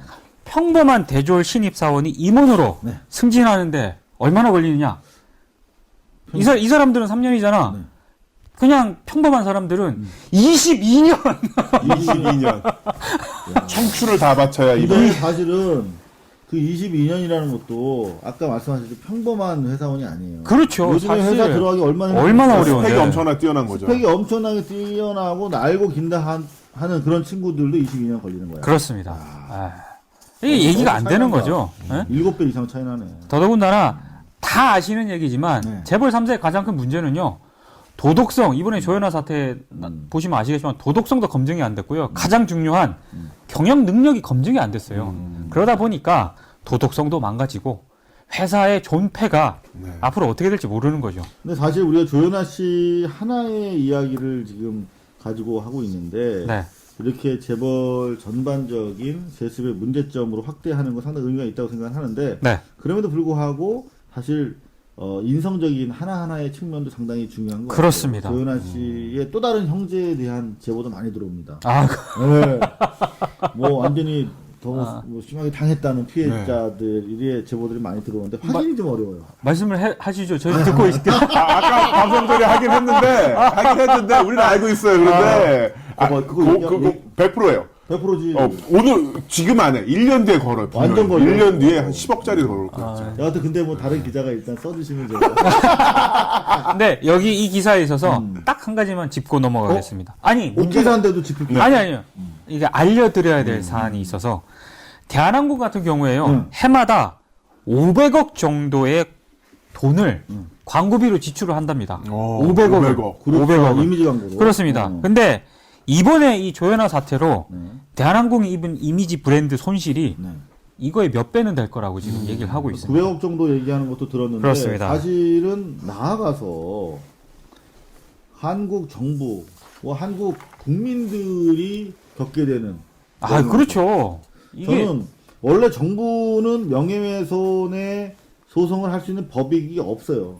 법적 지위가 없습니다. 네. 정부가 뭐 무생분인데 무슨 명예가 있어. 근데 국민 하나하나는 명예가 있잖아요. 그렇습니다. 저는 국민들이 집단적으로 한번 이런 명예훼손 소송을 한번 제기해보면 어떨까. 서로 소송을 많이 당하다 보니까 이제 좀 이런 한점 식으로 풀려고. 나도 이제 나도 해보고 최고 전문가예요. 당하면서 배운다는. 네. 근데 진짜 보면은 정말 그 예전에 시크릿 가든이라고 드라마 있었는데 현빈. 그래서 남자 주인공이 재벌 3세로 나왔거든요. 노래 너무 좋았어. 노래 너무 좋았죠. 근데 힘들더라고요. 저 어렸을 때는 재벌 2세가 주인공이었어요. MBC 드라마 이런 거 보면. 그렇죠. 근데 이런 식으로 가다 보면은 우리 아이들이 클 때는 재벌 6세가 나오는 드라마 보면서 저 사람 재벌 6세야 귀공자 이러면서 이게 맞는 걸까? 이거 무슨 신문제 사회도 아니고 아무런 그렇죠. 능력 검증도 없이 네. 그 사무장이랑 조현아 씨랑 41살 동갑이더라고요. 동갑내기인데 대한항공 사무장을 하려고 했으면 얼마나 공부를 열심히 해서 또 준비를 하고 또 승진을 해서 거기까지 올랐겠어요. 그렇죠. 그랬는데 가장 중요한 스펙 탯줄에 밀렸던 거죠. 탯줄. 근데 저는 탯줄. 그 박사무장이라는 분, 뭐 다른 거는 저는 항상 조직 내에서 이렇게 소수의 입장을 대변하면서 징계도 많이 받고 그랬거든요. 일단 남일 같지 않은 거야 사실. 저 강물을 거슬러 오르는 저 지금 박사무장의 심정이 어떨까. 너무나 고통스러울 거예요. 아마 왕따 될 가능성이 왕따지, 많습니다. 이제. 네. 그리고 아마 한두 달 지나면은 온갖 추문이 나올걸요. 그렇죠. 그렇죠. 만들거나 과장하거나. 영웅주의에 의해서 그랬다. 네. 공명심 때문에 회사를 망치고 있다. 이런 이제 비판이 시작이 되면서 고립되고 격리되고 이제 나중에 상당히 어려운 시기를 겪게 되실 건데, 전 제일 마음이 아팠던 게 거기서 거의 무릎을 꿇렸다나요? 아, 무릎을 그리고 막 꿇렸다. 이렇게 그렇죠. 팔첩으로 이렇게. 손등도 맞고 손등 했다는데, 그러면서 이 비행기 못 뜬다고 이제 고향에서 내렸잖아요. 그 과정에서도 옆에 계신 1등석 손님한테 이게 무리를 죄송합니다. 끼쳐드리고 그렇죠, 그렇죠, 그렇죠. 죄송하다. 라고 자기가 이렇게 굽신굽신 인사하고 그리고 내렸다는 거예요. 그래서 그런 부분이 마음이 참 맞아요. 아파요. 그러니까 그 1등석 승객분도 검찰에 적극적으로 이제 제보하고 맞습니다. 증언을 했던 게 그 보면 보니까 이 사람이 너무 잘못한 게 없는데 그러니까. 참. 자, 이정훈 기자 기사. 그러니까 곽정수 선배 기사보다 낫다는 얘기 있는데 그거 후회 안 하세요? 후회 안 합니다. 아니, 왜냐하면 곽정수 선배, 훌륭한 기사, 이게 문제가 있다는 기사가 아니라 그럼에도 이제 경영 빼신다. 경영 능력이 검증이 된 재벌 3, 4세들한테는 한번 뭐 기회를 줘도 된다. 어떤 요런 취지에서 기사를 곽정수 선배가 썼어요. 근데 맞다. 지금 타임에서 그런 기사보다는 오히려 저는 앞서 얘기한 이정훈 기자의 기사가 훨씬 좀 의미가 있지 않나 이런 생각이 좀 듭니다. 그래도 약간 떨리고 있는데. 이게 아까 얘기했던 군수한 문화의 잔재 아닙니까? 아니 왜냐하면 곽정수 선배는 워낙 대선배라서. 예. 또 어제 뭐 볼 일 있겠어 우리가. 자, 옥송뉴스 하나 더 있습니다. 옥뉴스 하나 더 있습니다. 옥뉴스요. 네. 자, 그러면 다시 한번 정리해드리면 대한항공과 관련돼서 재벌 문제 전반으로 논의를 확대해서 기사 작성했던 한겨레 이정훈 기자, 선배 곽정수 기자보다 더 좋은 기사. 좋은 기사라고. 옥뉴스 1호로 옥뉴스 1호. 선택이 됐습니다. 네. 자, 옥뉴스 2. 옥뉴스 2. 네. 동아일보입니다. 오! 저희 기사 보고 깜짝 놀랐습니다. 동아일보를 칭찬해? 미 국장님 드디어 이제 전향하시는 겁니까? 아닙니다. 저는 이 기사를 사실 제가 옥뉴스로 선정을 했는데 편집에는 불만이 많습니다. 이 기사를 김성규 기자의 보도입니다. 그렇습니다. 사실 뭐 이렇게 여기서 이렇게 보시면은 잘 그걸 모르시겠지만 그걸 안 뽑아왔나? 너 프린트를 좀 잘 해오지 그랬어. 아니 그게 하다가 그래. 뭐 이렇게 돈 주고 뽑아 용지 내주시는 거. 여기 있습니다. 그래. 이게 잘 챙겼네. 잘 챙겼습니다. 여반장으로. 아니 이게 사실 동아일보 12월 16일자 8면에 그것도 약간 하단에 실렸어요. 조그맣게. 조그맣게. 이거 좀 크게 키웠어야 한다. 그럼 이거는 어떤 내용인가요? 내용을 제가 말씀을 드리겠습니다. 동아일보가 항공 관련 사건 조사에서 가장 중요한 역할을 하는 사람이 국토부의 항공안전감독관이라는 사람입니다. 네. 근데 이 16명이거든요, 지금. 16명. 이 사람들의 출신을 조사를 했어요. 잠깐만, 근데 항공안전감독관이라는 사람들이 하는 일이 뭐예요? 하는 일이 항공법상 항공안전과 관계된 시설 등에서 장부, 서류 등을 검사를 하거나 관련자에게 질문할 수 있도록 민간 분야에서 선발한 계약직 공무원. 그럼 상당히 중요한 굉장히 중요합니다. 이번 사건 같은 거 터졌을 때 실질적으로 이 사람들이 굉장히 조사를 할 수 있죠. 근데 사법기관은 전문 지식이 없습니다. 16명인데 16명 중에 14명이 대한항공 출신이래요. 왜 아까 박 사무장이 그 국토부 조사할 때 국토부 조사를 믿을 수가 없다라고 계속 얘기하지 않았습니까? 네. 이유가 구조가 여기 있습니다. 또 대한항공 임원이 박 사무장을 회유할 때 어차피 국토부 들어가봤자 다 대한항공 출신이다. 네 말 안 먹힌다라고 이렇게 이야기를 하기도 했었죠. 그렇습니다. 그래가지고 시킨 대로 회사가 작성한 걸 마치 자기가 한 것처럼 해서 보냈다. 그렇죠. 라는 게 그 말이 그 말이군요. 그 말입니다. 그러니까 미디어 오늘이 결정적인 잘못이 있어가지고 미디어오늘 징계하려고 조사하는데 조사위원들이 다 조사위원들이- 미디어 출신들이야. 10명 중에 8명, 9명이 미디어 출신이야.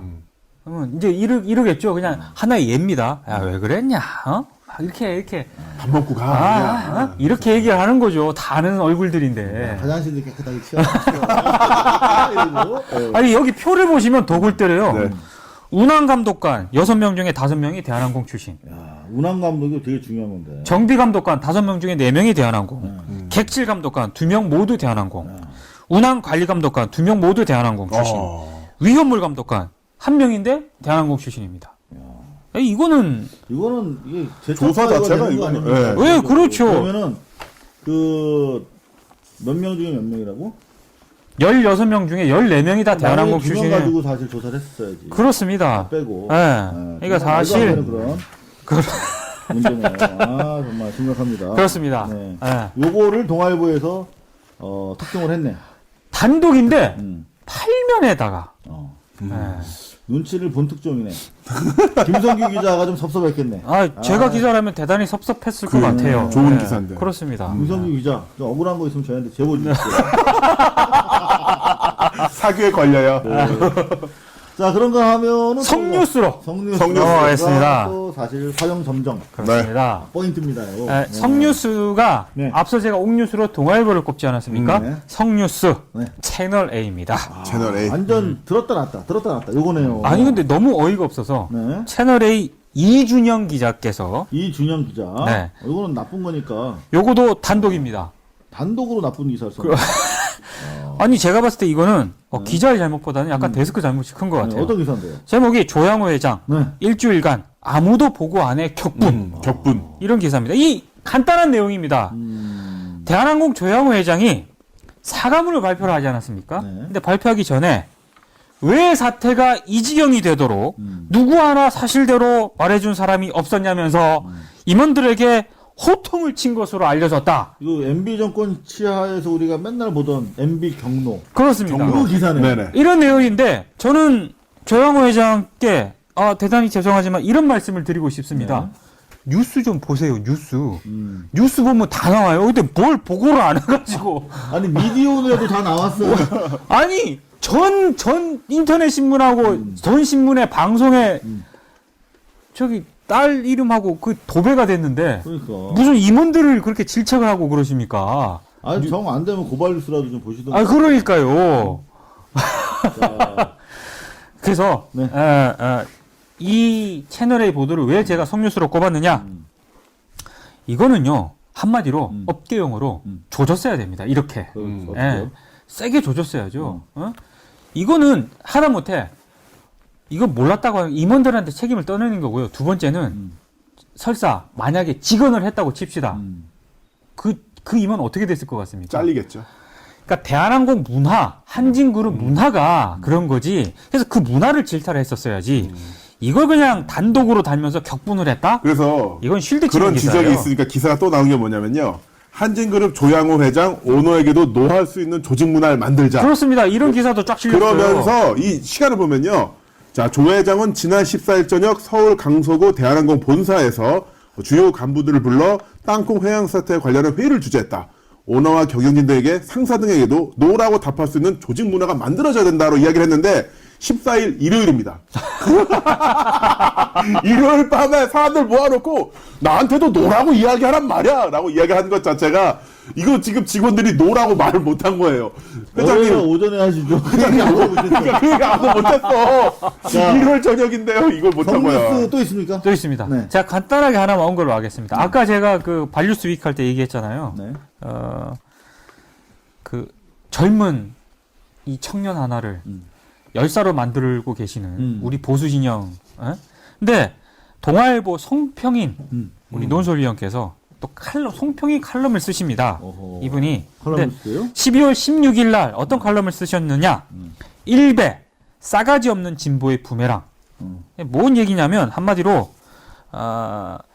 그 포용력이 아주 많은 진보 진영이 왜 이 젊은 청년에 대해서는 털끝만큼의 관용도 보이지 않느냐 이런 식의 얘기를 하면서 사실상 책임을 진보 진영으로 떠넘기고 있습니다. 진보들이 좀 봐달라. 그렇습니다. 말을 이렇게- 저는 이런 얘기를 하고 싶어요. 이 칼럼 쓰시기 전에요. 이 청년으로 하여금 잘못된 판단을 하게 만든 게 바로 보수 언론입니다. 보수 언론. 잘못된 사실을 전함으로써 청년 하나의 인생에 망칠 수도 있는 그런 행동을 하셨는데 지상천국 반성을 하셔야지 이런 칼럼을 쓰시면 절대 안 됩니다. 네. 예. 정리하겠습니다. 정뉴스 2개 다 동아일보 채널A 동아권에서 정리가 됐네요. 그렇습니다. 오늘 조선일보 없이 정리가 됐습니다. 수고하셨습니다. 수고하셨습니다. 아.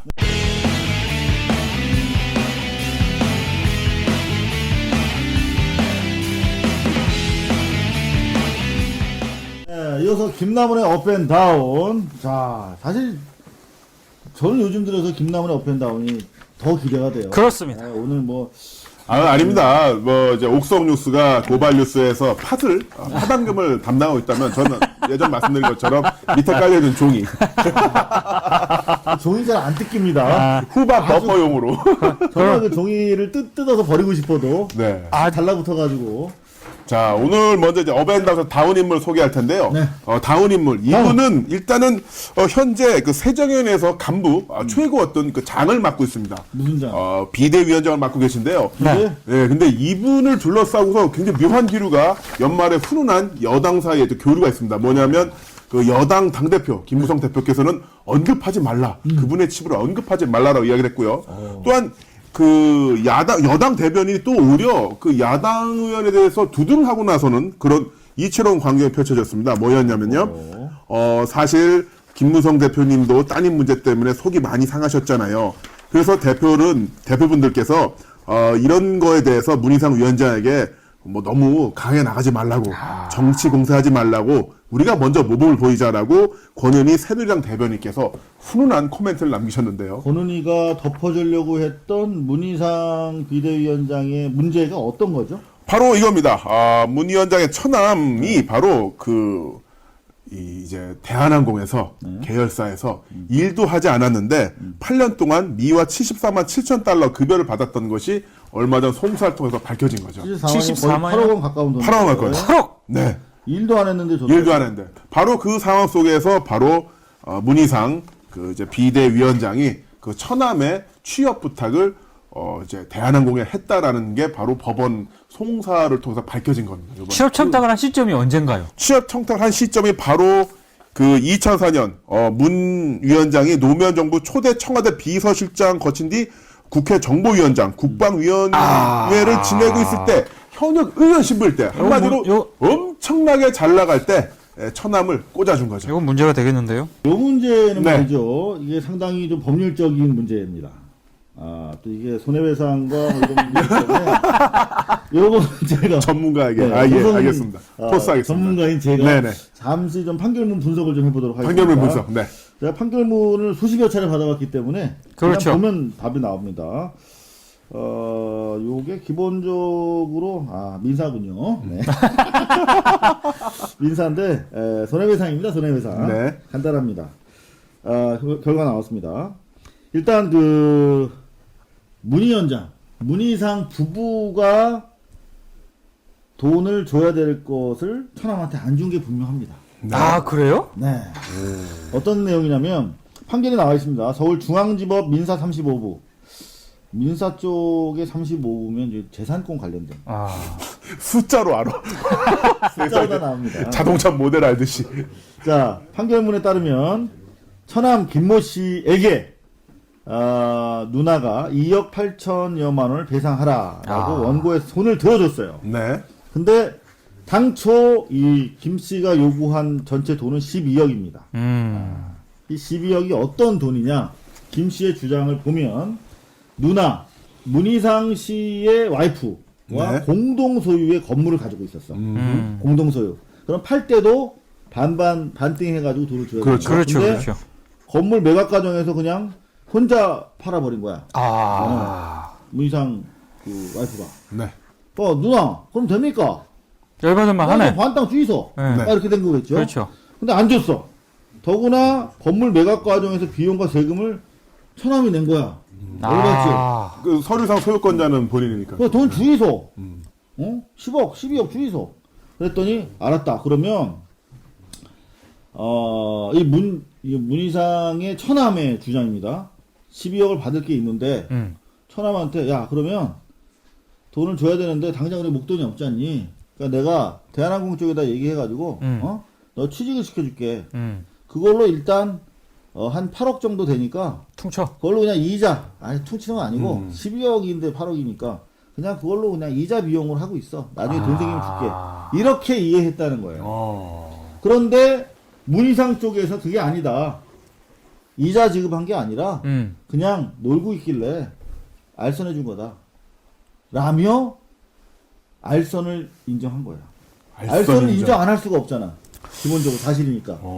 자, 그래서 자, 일단 문희상 쪽의 주장에 근거한다면 알선해 준 거야. 부정 청탁한 거야. 이건 문제 되죠, 알선은. 그런데 문제네. 나아가서 만약에 처남의 주장을 그렇죠. 향후에 아직 이번에는 안 받아들였는데요. 네. 처남의 주장을 향후 재판부가 추가로 받아들인다면 어떤 문제가 생기냐면 돈 달라고 하니까 내가 줄 돈은 없고 대한항공 쪽으로 그쵸. 해서 대신 주게 만든 거야. 그건 무슨 말이야? 이게 바로 제3자에 의한 뇌물 공여죄. 와. 대신 받은 거야. 처남을 통해서. 아무 상관없는 대한항공을 왜 끌어들여요? 자, 뜬 이거 거죠. 상당히 중요한 재판인데요. 야, 요거 조연아 아니었으면 이거 안 드러날 뻔했다, 세상에. 그러게요, 이거. 야. 이거 굉장히 근데 중대한 범죄 아닙니까? 어느 쪽으로 가든 간에. 상당히 중대한 범죄고, 야, 이거, 근데 이거를 지금, 조금 전에, 김 대표가 얘기한 것처럼, 여야, 특히 여당에서 봐주는 분위기다, 이 말이에요? 그렇죠. 예. 김무성 당대표 같은 경우도 자신의 딸 관련해서 모 대학 취업 청탁 관련 이게 있다 보니까 그 정치 공세 하지 말라. 무대응하라고 이제 지시를 내렸고 거기에 대해서 기자들이 질문하니까 대변인께서는 또 이런 건 하면 안 되겠다. 우리가 먼저 모범을 보이자라고 서로 화답하는 그런 형국이 된 거죠. 똥 묻은 개들끼리 똥 묻은 거 얘기하지 말기로. 요럴 때는 참 합의 잘해요. 합의 좋아. 진짜. 근데 정말 이 A4 용지 한 장짜리 판결문에서 이런 팩트를 읽어내는 우리 이상호 기자님, 야, 진짜 이 아니 법률 근데 전문가. 진짜 이게 그냥 단순히 뭐 취업 간접 네. 부탁 이런 논란인 줄 알았는데 지금 그러니까요. 이양호 선배가 판결문 쫙 분석한 그러니까. 거에 따르면 이게 완전 범죄가 한두 구하기 개가 전에 아니야 지금 제가 예전에 보니까. 근데 아닐지도 몰라. 알지도 몰라. 갑자기 떨린다, 야. 떨려. 한 번만 다시 보고. 여러분 판결문 분석은 이상호 기자님께서 그렇습니다. 문동기 국장과 김남우는 맞아, 어디까지나 맞아. 우리 박수만 이거는 치면서 리액션만 했습니다. 진짜 심각한 거야. 최소 부정청탁, 최대 제3자를 통한 뇌물수수가. 이건 안 좋죠. 상당히 문제가 있는데요. 네. 이어서 뭐 고발 조치라든가 의법 뭐 조치가 이루어져야 될 것 같습니다. 그런 사람이 지금 야당의 개혁을 책임지고 있는 비대위원장이라는 겁니다. 이 문희상 씨에 대해서 우리가 좀 더 추적해봐야 될 것 같은데 어떤 내용이 또 있습니까? 문희상 의원 같은 경우 또 예전에 말씀드렸습니다만 그 종편 출연 해금 조치를 먼저 내렸던 인물이었었죠. 우단예, 우아하고 단하고 예쁘다. 아직까지 잊혀지지가 않는데요. 무슨 말이죠? 그게 뭐냐면은 박통. 그 종편에 대해서 이제 출연 금지 명령을 내렸다가 그 박 대통령 당선 이후에 그때도 비대위원장이었어요. 그때도? 예, 그때도 비대위원장이었고 종편에 출연해서 박근혜 대통령을 보면 단아하고 우아하고 예쁘다. 우단예. 마음이 설레인다라는 이야기를 하면서 사실 비대위원장이잖아요. 비대위원장이면 당이 정말 결속되고 이 비상 시기를 넘어갈 수 있는 어떤 그 틀을 만들어야 되는데 여당과 싸워서 야당의 선명함을 그렇죠. 부각시키기 위해서 비대위원장을 그런데 시키잖아요. 그 소속 의원들에게 가이드라인을 내는 거죠. 너희들 앞으로 종편 출연도 되고 종편 나가서 이렇게까지 털어도 돼. 밖으로 빨아도 된다. 진짜. 진짜 한심한 상황입니다. 그런 거 하면 또 뭐 사실 문제 발언을 많이 하셨어요. 지난번에 네. 권은희 후보가 나왔을 때 이제 광주의 딸이라는 용어를 사용해서 사실 그 말 때문에 그 지역적인 어떤 감정을 드러내는 용어였었잖아요. 그렇죠. 그래서 기본적으로 대선 부정의 어떤 대의를 지역적으로 격화시켰다. 그렇습니다. 네.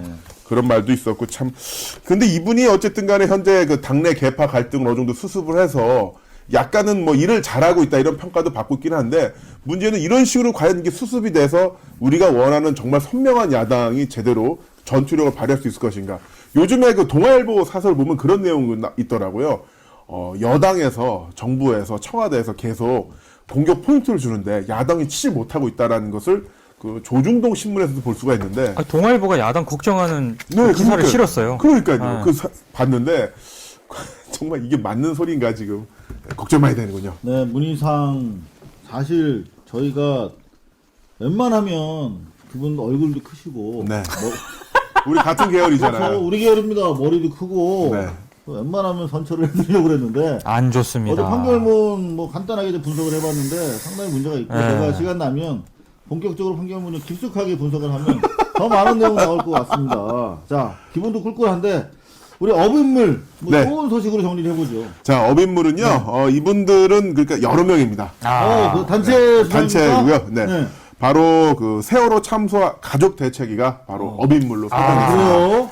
세월호 참사 대책위 상당히 고생 많이 하고 계신데 이분들이 특별히 업인물로 선정. 네. 그 민주시민 언론상이라고 해서 이제 요번에 제 16회가 되는데요. 민주시민 8회 때. 8회 때 하셨구나. 네. 그래서 뭔지 아세요? 그게 뭐예요? 겸손한 부위. 아, 그런데요. 정말 좋은 상입니다. 네, 그렇습니다. 그 언론시민연합 민원연이 선정한 그 언론상 이제 본상을 수상하시게 돼서 12일 날 이제 선정이 됐고요. 18일 날 저녁 프레스센터에서 상을 받게 되신다고 저희가 합니다. 꽃 들고 꼭 가야겠습니다. 근데 어떤 항목으로 네. 이유로 그 내용을 보면요. 그 가족 대책위는 세월호 참사를 왜곡 보도하는 제도권 언론, 특히 공영방송인 KBS의 보도 태도에 대한 근본적인 문제 제기를 통해 현재 한국 사회의 최대 과제 가운데 하나인 언론 개혁의 문제를 공론하는 데 크게 이바지했다. 이런 주제로 해서 토픽으로 해서 이분들이 상을 받게 된 거죠. 네, 그때 저는 팽목항에 있었습니다만 우리 고발뉴스 기자들이 취재한 바에 따르면 사실 우리 그 유가족들이 나서서 그렇죠. KBS 보도국장으로 하여금 양심 선언을 하게 만들었어요. 그렇죠. 그래서 그 양심 선언 결과 청와대에서 전화를 받아서 조직적으로 해경의 구조 실패에 대해서 발설하지 못하도록 그렇죠. 그런 거 하면 유가족 분들에 대한 스탠스까지도 다 정부 지시와 통제를 받았다 네. 하는 내용을 양심 선언하게 만들었죠. 정말 큰일 하셨죠. 이상호 선배는 양심선언이라고 하시는군요. 그럼 뭐라 그럴까요? 저희는 그때 당시 그랬습니다. 김시곤 전 보도국장님이신데 네. 시곤이 형님이 빡돌하셨구나. 그래가지고 JTBC 출연하셨죠. 왜냐하면 그 기자회견장에서 KBS 관계자는 물론이고 거기 취재하러 온 기자들 중에 아무도 그걸 인지하지 못했어요. 뭘요?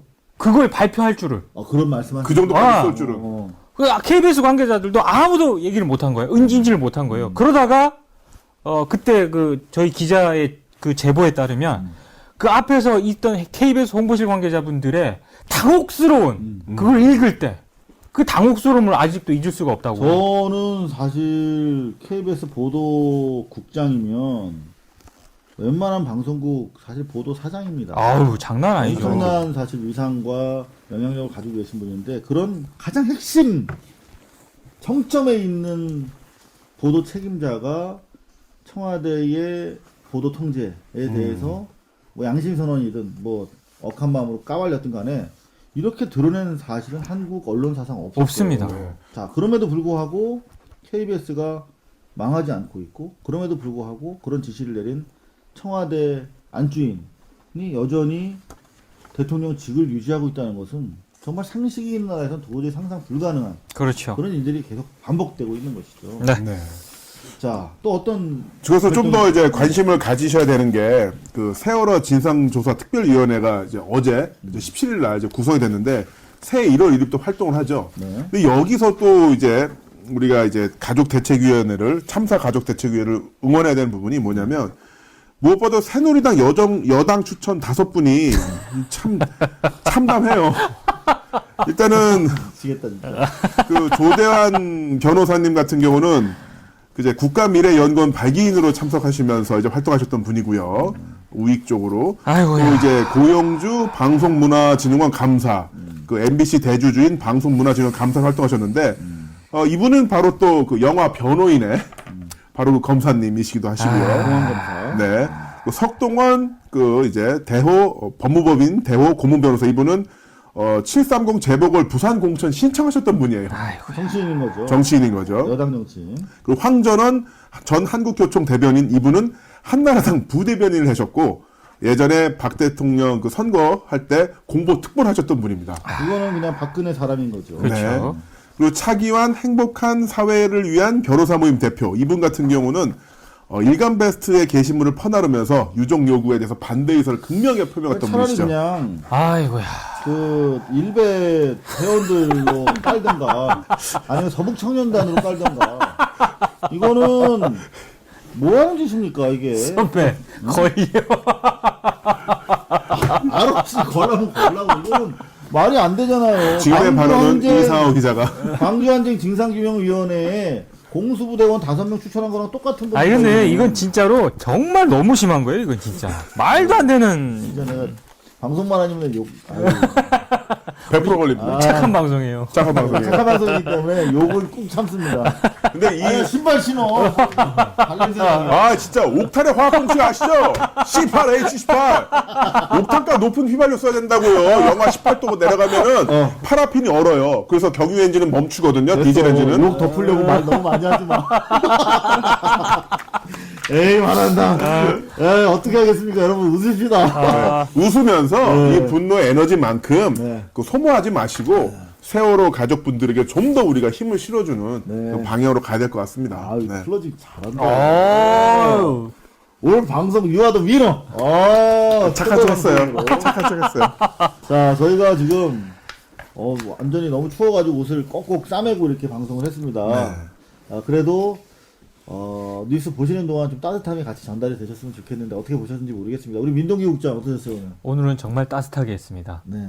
이 또 제작진께서 앞에 또 난로까지 조그만 스토브를 아. 전기 스토브. 굉장히 따뜻한 방송을 했습니다. 네. 이게 답니까? 네. 저렴한 멘트시군요. 들어가 우리 김 대표님. 저는 역시나 우리 민동기 국장님의 그 옥석 뉴스를 가린 눈. 그런데 저러다가 정말 그 항상 그 매일 그 보수 언론 신문을 그 정독하고 계신 거잖아요. 네, 정독하고 있습니다. 정말 마음에 많은 상처가 있으실 것 같은데. 아니요. 요즘은 해줘야 되는 게 아니라. 요즘은 아주 재밌는 게요. 심지어 문화일보마저 12월 17일자 사설에서 마지막으로 또 옥석 뉴스. 아니 왜냐면 끝나지 않는 옥석 뉴스. 너무 재밌습니다. 네. 청와대 몰카시계 의혹과 관련해서 뭐라고 얘기를 했냐. 저는 이 부분이 굉장히 놀랍습니다. 네. 미국의 리처드 닉슨 대통령은 도청이 아니라 거짓말 때문에 물러났다. 네. 청와대 몰카시계 발상이 어디서 나왔고 어떤 과정을 거쳐 어떻게 시행됐는지 상세히 밝혀져야 한다. 저는 문화일보에서요. 최근에 이런 사실 쓴 거는 처음 봤습니다. 어떤 분이 쓰셨죠? 대통령 하야를 언급을 했어요. 지금 사설이에요. 리처드 닉슨 얘기를 하면서. 이건 아마도 보수 기득권 세력이 이대로 놔뒀다가 그렇습니다. 정권이 온전하게 부지하지 못하겠다라고 판단한 것 공멸한다. 같아요. 고발뉴스에 따르면은 월스트리트저널인가요? 네, 월스트리트저널. 월스트리트저널에서 레임덕이 불가피할 거라. 그렇죠. 네. 레임덕을 지금 박근혜가 두려워하고 있다. 뭐 이런 취지의 기사를 썼는데 네. 정말이지 외신을 통해서 보면 더 잘 보여요. 그렇습니다. 정말 레임덕을 두려워하는 만큼 우리 국민들 부정 선거로 권좌를 지키고 있는 부정한 권력에 대해서 레임덕을 바라보는 우리 국민들의 마음은 어떨까 싶습니다. 지금이라도 정치권이 부정 선거에 대해서 과감하게 떨쳐 일어나고 세월호의 진실을 규명하는 데 앞장서서 레임덕을 기다릴 것이 아니라 부정한 권력을 보다 더 빨리 권력을 국민의 품으로 돌릴 수 있도록 힘을 모아야 되지 않을까 싶습니다. 떨리지? 되게 추상적으로 얘기했어. 아니. 국민의 품으로 돌린다라는 굉장히 헌법에 대한- 지금 이렇게 가다가 그렇지. 그래서 권력을 빨리 그 다음에 무슨 상해 거죠? 임시방 야 나 상해 임시방부 여기서 마치도록 하겠습니다. 감사합니다.